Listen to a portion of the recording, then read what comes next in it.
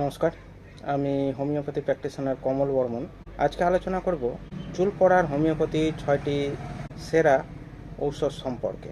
এটা আমরা কেউ অস্বীকার করতে পারবো না যে চুল পড়ার সমস্যা নারী পুরুষ নির্বিশেষে যে কোনো বয়সে এই সমস্যা আমাদের দেখা দিতে পারে। এই সমস্যায় যারা ভুগেছেন তারা কখনোই এটাও অস্বীকার করতে পারবেন না যে হোমিওপ্যাথি ঔষধ এই চুল পড়ার রোগের ক্ষেত্রে বেশ ভালো ফল প্রদান করে। তো আমি এখানে এরকমই 6টি ঔষধ সম্পর্কে আলোচনা করব। যেই ঔষধগুলি, 1 নম্বর ঔষধ ফ্লুরিক অ্যাসিড। এই ঔষধটি অ্যালোপেসিয়া রোগ প্রতিরোধে বিশেষ ভূমিকা পালন করে। একই সাথে এটি সিফিলিসের জন্য চুল পড়া অথবা যে কোনো কারণে চুল পড়ার সমস্যা থেকে আমাদের এই ঔষধ মুক্তি দিতে পারে।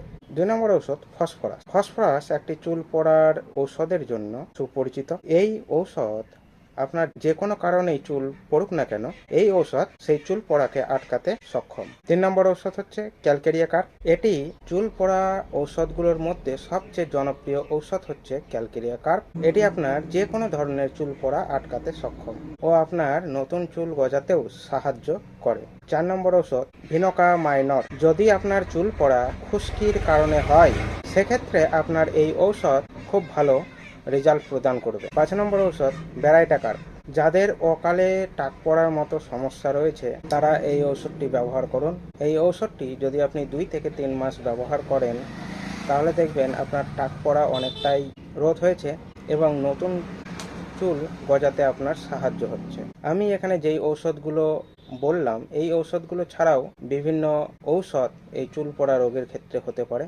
কারণ হোমিওপ্যাথি রোগের নয়, রোগীর চিকিৎসা করে, তাই রোগী বিশেষে ঔষধ ভিন্ন হতে পারে। এখানে যেই ঔষধগুলো আলোচনা করলাম, এই ঔষধগুলোর আপনি সিমটম মিলিয়ে নেওয়ার চেষ্টা করবেন, তবেই আপনি আপনার চুল পড়া থেকে 100% মুক্তি পাবেন।